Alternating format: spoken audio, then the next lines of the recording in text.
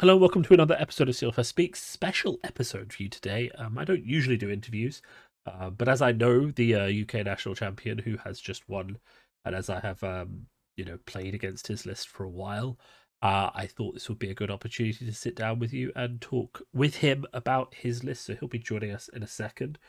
First, let's just put his list up on the screen for those of you who haven't seen it. It is a Kodachi Phi list, running belittles, running a lot of we'll say good draconic cards and kind of focusing around getting to chain link number 4 for stuff like Lava Burst and Salt the Wound. It is running Kodachis. I know a lot of people wrote Kodachis off in Phi, but obviously this has done the work for George. So yeah, let's get him on. Let's have a bit of a conversation. I hope you're going to find this episode really interesting. I do really like interviewing people. I know I don't do it all that often. That's mostly just because schedules don't line up, but this time they did. So enjoy the interview. Be right back. Hello. So, as I mentioned, I'm here with George Rodger, the new UK national champion. George is obviously super thrilled. I've already congratulated him, but congratulations again. Um, it's starting to sink in, right? You were saying that on Sunday it hadn't really sunk in properly. Yeah. So on the day, I was a bit more calm about it. Like even on the drive home, I was pretty mellow. Like yeah, that was good. I felt pretty happy. And then I couldn't get to sleep till nearly like 4 in the morning because it started to really kick in. I'd finally done it. After losing last year in the final, it was nice to finally win it. This has been your goal for at least a year or so, hasn't it? All the Yeah, I've not enjoyed being classed as the UK's number two. Yeah, it's not necessarily the best nickname, but I guess it was accurate. It was accurate. I know there has been a little bit of a friendly debate going on because you've won the UK national championships. Matt Fawkes has still won a pro tour, so it's Yeah. like who's really like on top of the pile. But I don't know. I think the trophy counts for a lot myself. I think it really does. You know. Yeah, I will event. I mean, I haven't got it at the moment because there was a slight error with it, but I will Hmm. have a trophy that does say UK national champion. So maybe that'll be enough for me. Well, no, until you win a pro tour, right? And you're going to Until I world. win a pro tour. You're going to Yes, worlds as well. You know. I am going to Worlds. And we Yeah, know that the UK is the best region at Fab, currently on the ELO standings. So, yeah.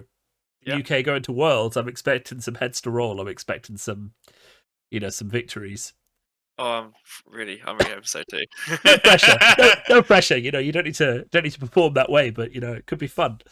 Um, so I guess people are here to talk to you about your deck list. I mean, I guess a lot of people are going to be really interested in that because we've seen a lot of types of fire. A lot of people saying Kodachi Fire is terrible, even when they saw it perform in a calling. A lot of people saying, look, you need lots of draconic chain links. You need all of that kind of stuff to make it work. But you didn't take that approach at all.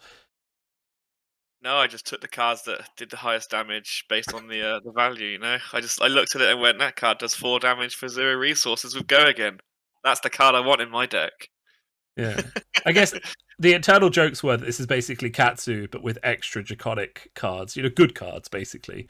Yeah. So the idea is you're Katsu, but you've got access to all the good draconic cards that are also with 4 go agains, or you could make them effectively Yeah. 4 go agains, like the yellow brands and stuff. So yeah, it's draconic Katsu effectively. Yeah, it's just literally going for the highest damage per card, so that you can just outmath your opponent. So you've played and practiced with a lot of different heroes this season, though. I mean, I know you have your personal favorite, Bravo. Yeah. I know you've definitely looked at Old Him, and I think you played even some Icelander as well. But at what point did you realize that like Fi was the deck to play, and how did you come to that decision? I took Phi as an Emberblade full draconic build to the second Pro Tour in Lille, Mm. and it did really well. I was really happy with how its performance was. And while I was there, I saw briefly the calling in Singapore where they had the Mm. Kodachi Phi. Tried a couple of games, went well. This feels really nice. It's just got a few bad cards in it, but I reckon you could patch that up and make it a really good Yeah. deck. Well, I was just So remember the night before the Pro Tour, you were saying to me, "I've actually got a better list than this list that we were yeah. playing, but I can't play it because I haven't got any reps." And I was like, "Interesting, George. Interesting." Yeah, Yeah. so I got those reps that I was Yeah. talking Yeah. about There for you go. nationals. It was a good choice. So I mean, the Um, core philosophy of the deck is just we're going to attack you now and creating windows for those attacks, right? yeah, so ideally you get 2 draconic chain links. Sorry, 2 mass triggers potential from one fight in a 4 cards. You don't actually need a 5 card hand at all for it, but it works really well off 5-card hands. And you do it in really awkward numbers. So because there's lots of 4s and there's 1s and 2s, you want to just go in for like a 4-1-4 where you quarter threaten the master on a 4, or you threaten on a 1. You just strip their armor really fast. Yeah. So your opponent runs out of armor by like turn 3 maybe, and then suddenly these these 4s and these 1s are either dealing 3 or 6 because they're blocking with 2 cards, Mm. or they're resolving. So Yeah. you're happy either way. Yeah, for And sure. it's not like the deck doesn't have high value without hitting a mass trigger. It's just that you also have the mass trigger on top of the high value the deck already Mm. provides. So it's just exponential. Mm. I mean, I personally remember playing Oldhim into that deck, and Oldhim can handle a lot of 1s and a lot of 4s Yeah, very well. But there is a certain point where your opponent's doing their 6th attack of the turn, and you're just like, I have to use a piece of armor on this. yeah, And when I do, they're going to do the same thing next turn. And as you say, the armor just quickly disappears, even with crown, even with shield. You can't round up that much. yeah. So Oldhim, because he does really efficiently hit the breakpoints, that the momentum doesn't do a great deal against him. Mm. So what you do instead is you run for pouncing links, and you start Oldhim on 33 life effectively, because at some point you know that pouncing links will resolve and deal 7 damage. Yeah. And that is really not great place to be for Oldhim, knowing he's starting at 33. It makes the fatigue plan a lot harder for Oldhim, and it really Mm. pushes him more towards the aggressive plan, which is a lot of the Oldhims went for against me, Mm. which can work, but it requires a lot more of a high roll on the Oldhim side than it would for the Fi to get the same result, if that makes sense. Mm. So we've put this deck together. We've put all of these really good cards, these efficient cards in. Mm. Like, this isn't what people set out to when they planned Fi. So I guess the question is, like, does this deck feel like Fi to you, or does it just feel like... It feels like Mask of Momentum. It's Okay. you're really playing for you're playing for Mask of Momentum. The whole Okay. deck pivots around playing that. It's really got a feeling of when you used to play Redline Briar. Mm-hmm. It's, Yeah. it's really similar gameplay to Redline Briar of just going super wide with these really efficient 4s of Go Again, and Mm. it's really enjoyable because it's not just textless 4 Go Agains that you just play in a row, and there's no like reasoning for sequencing or anything like that. The sequencing is actually really complicated in the deck, and it's so easy to miss damage or Mm. or inefficiently put a breakpoint up. So So that's the really interesting part. I was going to say, it's interesting you bring up Redline Briar, because a lot of people thought that deck wasn't fair. But do you feel like this Yeah. Fi deck is fair or unfair? So Redline Briar had the additional part of the embodiments of Earth, Yeah, which exactly. would have really high. It could also block.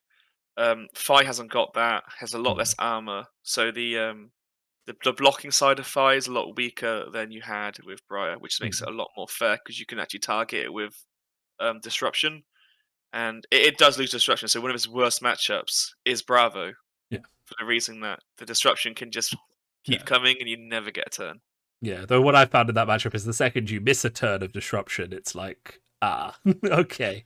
Then Oh yeah, you they have have to an out of take war 12. set there. Yeah, you have to The take out of war 12 set damage Arsenal. to kind of reassert the control, right? Because you can't just do it. You have to be like, well, I'm going to take 15 damage here, and now I can play my another control attack. Yeah. Yes, that is the issue with Bravo in all aggro matchups. Yeah. And to an extent, Oldhim, but I think Oldhim has more disruption available to him, Mm. and his way to pivot to block is better than Bravo. Mm.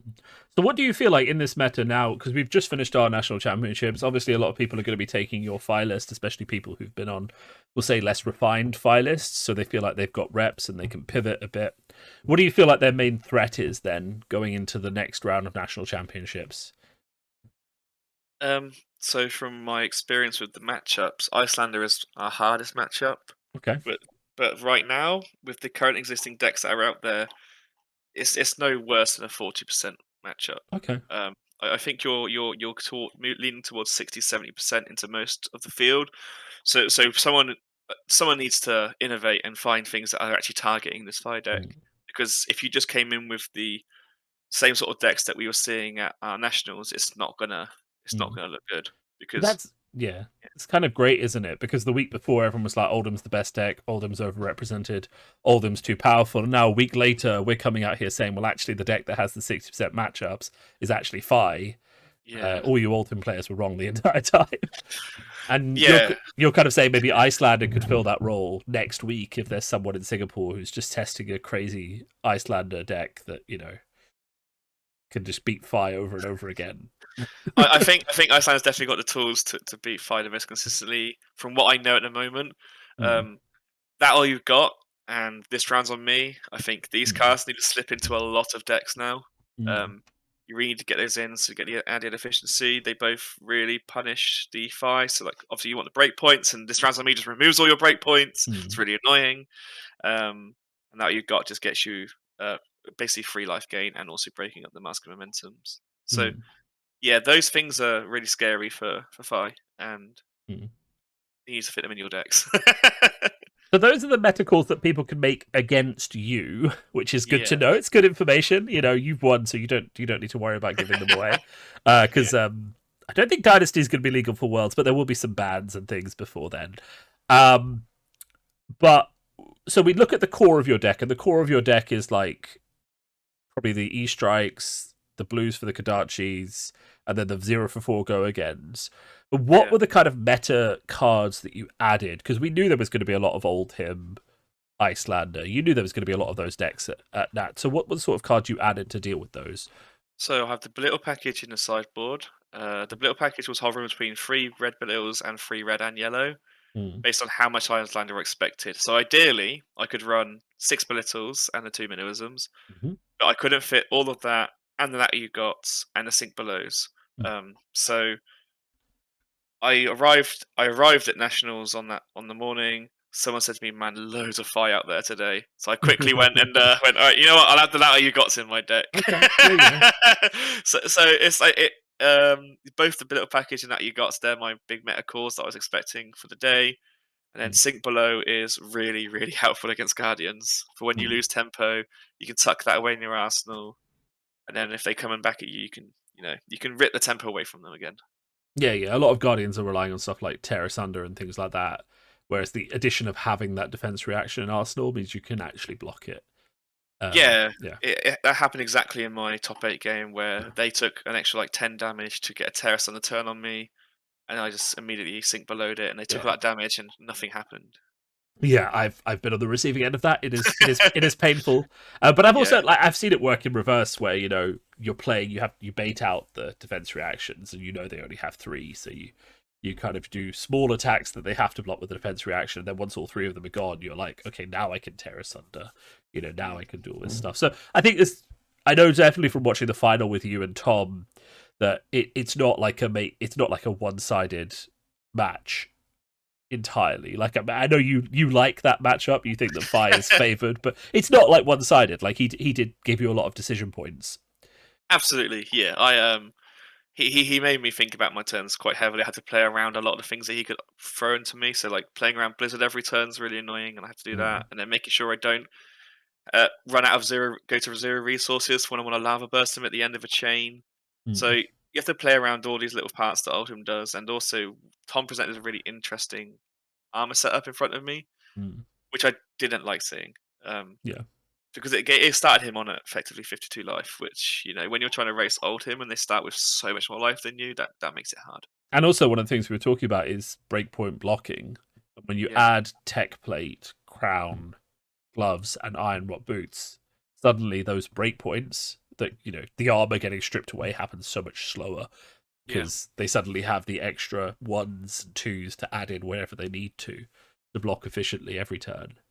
Yeah, and he can also get away from my Golems with his Earth React, so he doesn't even need to run D Reacts in his entire deck. His entire deck Mm, can be really heavily focused on the aggressive plan, which is what he did have. And I mm, thought that was a really, really great way to play the game. He just drew some hands that weren't destructive enough, and mm. you don't get many turns to draw your destructive hand against Fi before you lose too much of your health. Yeah, yeah, exactly. I mean, a lot of Oldhim players will be thinking, well, if I just get them down enough life, then finally they'll have to start blocking. But actually, that you can't rely on that. You have to be disrupting them and getting their life down. Because what I found certainly from the matchup is the first turn that I present, even if it's 10 damage, and it gets you to like 15 or even 10 or even 5 in one game, that's not enough, right? Because it's just damage. You're Yeah, like, okay, 5, great, fine. here's a 6-card hand, an Art of War, and here's 25 damage, and I'm like, okay, now I don't get a hand again for the rest of the turn, right? So Yeah, it has to have an on hit that stops me from playing my turn, and I have to respect it, like the Tear Asunders and the Spinal Crushes. And So what are the scariest bits of disruption in the game at the moment then for a 5-player? Spinal Oldhim, Crush. Icelander, Final Yeah, Crush. Okay, I hate Spinal Crush.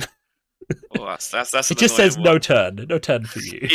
Yeah, So that's the worst for me. I Spinal Crushed a 5 once, and then he went E Strike for 7. I was like, yeah, it was Oh yeah, salty. Yeah. it happens as well. What about from Icelander? I mean, are you worried about the Ether Ice Veins, or is No, it he just tries Blizzard? Veins, just sort of a card for a card. I mean, Okay. that's fine. You're quite happy with that sort of trade, because what Iceland does there is she trades a card for a card, and you see what's going in her arsenal. So Yeah. then so you have open information on what you're playing around next turn. Mm. So Ice Vein looks really good, but then actually can sometimes sort of backfire, because I know, like, oh, you revealed a Hypothermia. Now I know how to sequence my turn and play around Hypothermia really efficiently. Hmm. So Yeah. it's not always the best thing, but Channel Lake Frigid is obviously absolutely Yeah. horrendous, because Lysander House keeps out for an additional turn, Mm. and I Yeah. don't like that one. And then there's Blizzard. I mean, how do you feel about just frostbites in general? Like, do you feel like your deck handles them quite well, or One Frostbite's fine. I okay? don't normally have an issue with one Frostbite. It's when it starts becoming Frostbites on top of Blizzards and the channels, or that I've been Frostbit after being Coronet peaked, so I'm already on a smaller hand. Then Mm. it can get a bit more disruptive and really impact how my turn actually flows. Um, Again, no, Icelander can just draw turns where she just plays a Frostbite, and that's not enough. I And was then gonna I was gonna ask, like, how often do you find that that's consistent through the games, or how often does it just run out eventually? it it depends how they need to start really early with the high aggression of the Channel 8 Frigids and the Aether Ice Veins. And if they Yeah. miss a turn early, I think your what happens? partner's in the room as well. I don't know if she knows you're on camera, but Yeah. that's fine. Um, yeah, if they do the aggression early, and there's enough of a health buffer, then it can be okay for them, because obviously they get their bonus turn at the end of the game with Stormstriders to kill Mm. you. But if they miss turn 1 and 2, it's usually doomed for Icelander. Okay. Because you're just going to force them to not have an arsenal before they can actually force you to stop. You know. Yeah, if I get to do the buffer turn early, then Yeah. that's really punishing. Sorry. People are just getting treated to a Yeah, dog and everything. This she's is just letting my dog back in. That's all right. I'm sure people will like the dog more than everything else. I don't have my dog on the camera, but he's kicking around somewhere. Right, what else is on my list of things to talk about? I guess my question then is just about the day that was in it and the tournament that was in it. I mean, did your deck surprise you in any ways, or did it let you down in any ways? What are the learnings? So I'd only really played it. I played it a bit against like Matt Folks and Jamie Faulkner and a few others. We played it a bit, Mm, and we were like, yeah, in practice it feels really good. But it's completely. It was like it hadn't been played this sort of deck before in these environments, so it wasn't actually tested in a tournament. So we didn't yeah, know on the day how well would it actually be. So yeah, we had no idea. I was really hoping it'd be good. So I had Bravo sleeve, because I may have just taken Bravo, because I knew yeah. Bravo was how it works and how to play it in a tournament environment. Well, you know what? We'll just play the fight and we'll see how it goes. And Mm, yeah, it went really well. yeah. Were there any matchups that came up that surprised you, or that you didn't have prepared that you thought, oh, actually, this is rough? I can imagine like an No. Ice Lexi or something. I played into everything I was hoping to play into. I saw Briars, Viserais, Old Hymns, and Icelanders. Oh, that's very nice. That's very And a nice. Dromai in the top four, which is horrific for Dromai. Yeah, I was gonna say. I had the converse experience because I had 3 Dromais on my Oldhim deck in the Swiss, and I was just like, okay, there aren't that many in the tournament. But if I No, was Fi, I would have been loving life. absolutely. Because It was that game wasn't on camera, but we both know Jamie. He takes commentary quite well. So I mean, how would you say that game went for you? um he played it really well. He knew his win. How, Yeah. like, the win con for him was to trade really aggressively life with me, Mm. and then hope I miss a turn. Okay. Because that's and he has to hit a Tomotai onto my momentum, which Yeah. he did. Okay. Yeah, yeah. Which he did. It's always the um, painful one. As you said, yeah, it is the the way word you use to describe your deck, so the fact that it's been destroyed is a bit rough. yeah, it's like taking an IP penalty against Dromai Mm, because it's always triggers every turn against mm, Dromai yeah, otherwise. So that's quite rough to lose that one. Uh, but it came when he was on like 13, 14 life, and it was just too late yeah, because at that point I could start ignoring the dragons and just killing him. yeah, exactly. And then no amount of damage that he has, because he doesn't have disruption, really, No, except Dominia, which is not, you know, it's it's, it's too many cards to get it out. It takes yeah, 3 cards. It's yeah. just a very, very, very aggressive. You need to really have it early again Mm. because that health buffer just rapidly vanishes. Okay, so Dromai players Tomultai early. I'm not saying stack your deck, but don't cheat in tournaments, kids. It's definitely a prey angle, I think, to Yeah, to win that one as Dromai. yeah. Is it here? Hopefully, it's here. Um, all right. Well, that's I think one of the matchups that people are going to be quite interested in. Is a bit of Dromai, because I imagine a few of the Illusionist fans who switched off Prism and didn't want to pick up Dromai are looking at Jamie's list and sort of like salivating a little bit now that it's public. Well, it's a really good list. I really like his Dromai. Yeah, It's really but scary and if it everything gets else. smacked by Fi, they might be a bit more reluctant to switch to it. But you know, Yeah, I think you need decks that are probably not super in favour of Defy coming into nationals if you're going to be playing nationals in the next 2 weeks because mm, I do expect a resurgence of it now. 'Cause I've been quite in like the global discourse. I was saying, yeah, I played it and I had my nine rats CC, and none of them were majorly close. yeah, And that's partly the surprise factor of Kadachi fine, not really practice this matchup, don't know what to do, hmm and then also just the deck being quite high powered. yeah. It'll be very interesting to see because often early in the meta, and we are kind of still early in the meta, even though we've had a pro tour. I feel like people are still discovering a lot of stuff about Uprising, which does speak to the depth of the set, which is quite good. But Prism also just got Living Legended. That's yeah, the big thing. I guess that is the big change. Yeah. So early on in the meta, the aggro decks still come sort of pushing through and start asking very hard questions. And hopefully we'll see something respond to, maybe not counter it completely, but at least, you know, Have a good win rate into it. yeah. Yeah. And then it's Fi or this or, you know, because it doesn't feel like Oldhim is going to do the job. And, for a lot of people, he is the default control deck now that Prism is gone. No, I don't think it'll be old him. I think I do know something else which is really bad against for me, and that's Belittle Briar. Interesting. Okay. You don't have Yeah. to tell people all your secrets. No, But yeah. Okay. So why belittle Briar specifically and not? it's it's on hits. Okay. Belittle Briar has a higher ceiling than I do for going absolutely insane on their turns. So this is And the force of nature Force of belittle. Nature, yeah, Yeah. that the ceiling for that deck is really really high, Because and I don't you, want to block. yeah. And also, I guess to a certain point, you can't block. Yeah, If he goes belittle, like snatch with a Chanaman heroic, that's 19 damage. And I think the max your deck is going to be able to, I mean, you could have a hand where you draw your 3 blocks and you have your armor, which is 16, 17 maybe. You'll be playing Furnace, so 18 total if you yeah, throw literally everything at it. yeah. But that's not good. No. You've lost the game at that point anyway. That's also losing. Yeah, exactly. Yeah. It's not good either that way around. It can be a really hard matchup because of Mm, if the channel comes out early, it's just horrific. yeah. Okay, there you go. There are some notes and things for people to consider. I think this video will be going up before US Nationals, so people should have a chance to consider. Maybe the other aggro deck is the answer to Fi, or maybe you want to be playing Icelander, or just play Fi. I mean, just accept the meta. Um, I had one or two people come to me over the weekend and they were like, I'm tired of trying to counter the meta. And I think one of the Dorinthia players said this to me. I won't say which one. There's only 3 of them. He was like, I'm tired of trying to counter the meta when I expected a load of Fi. Maybe I'll just play the meta deck next time. I'm like, why not? If it's Yeah, good, just play it. I do think it's funny that like the northern guys and us down in the south, a lot of us came to the same conclusion that Fi's really good in the meta at the moment. and Mm. we had very, very different takes on how to build Fi from both sides of this. Mm.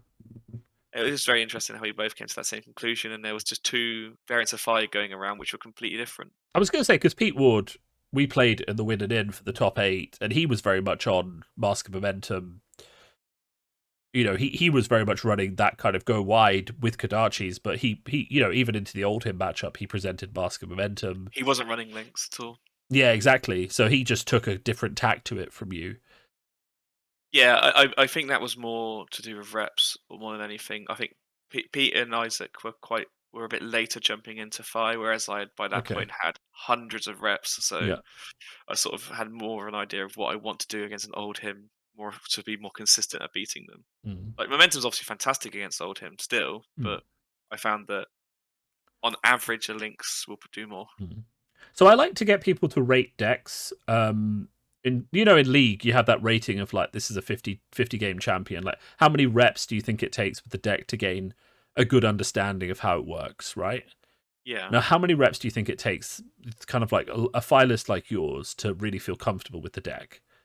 I mean, you can pick it up and play it and be pretty good with it in maybe 5 to 10 reps, but Okay. to really not miss damage at all and understand how to do the breakpoints properly, you probably 30, 40 games. Okay.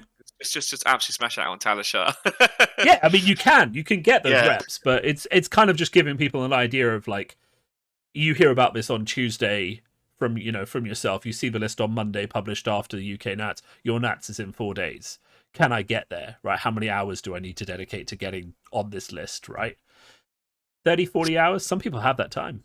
Yeah, absolutely. The most important thing in general Flesh and Blood decks is knowing what your opponent decks wants to do and knowing how you can stop it from doing that Yeah. or how you can work around it. So obviously the reps and decks are really, really helpful, but you need to know what your opponent's doing and their game plan Mm. from the start. Yeah. There you go. A last bit of advice from George Rodger, the new UK national champion. I hope you found this video very, very interesting. I know George is probably one of the best Flesh and Blood players in the country and by extension the world, just due to how good the UK is at Flesh and Blood these days. So we're looking to see more from him. I mean, George, I don't know if you do social media or you want people to interact with you in a specific way, but if you wanted people to reach out to you, how would they do that? How would they get in I've touch? just started on Twitter. Oh, there we go. Matt has sort of dragged me into it because we're always on it now. So now I've got my own Twitter. So my handle for that will just be Strathlamond. And Okay. ask me any questions on there, and I'm always happy to talk to people. So that's Strath Lomond or Strath Lamond? Strathlomond, yeah. Okay. So Loch Lomond, yeah, Strath Lomond. Okay, yeah, I get it. If anyone is confused about how to spell that, I will put it in the link for the video below so you can get in touch with George directly if you have any questions about his deck. He might be too busy doing interviews to respond to them, as seems to happen with everyone who wins anything big in Flesh and Blood at the moment. They do a bit of an interview circuit, but he might get back to you in his own time. I All may have right. a couple more to do. Oh, I bet. Why not get the clout, as they say, in some parts of the Flesh and Blood world. All right, Oh, George. Well, thank you very much. It's been a great interview. Great to sit down and talk. thank you very much. It's been a pleasure, Finbar. Brilliant. I'll see you at the next.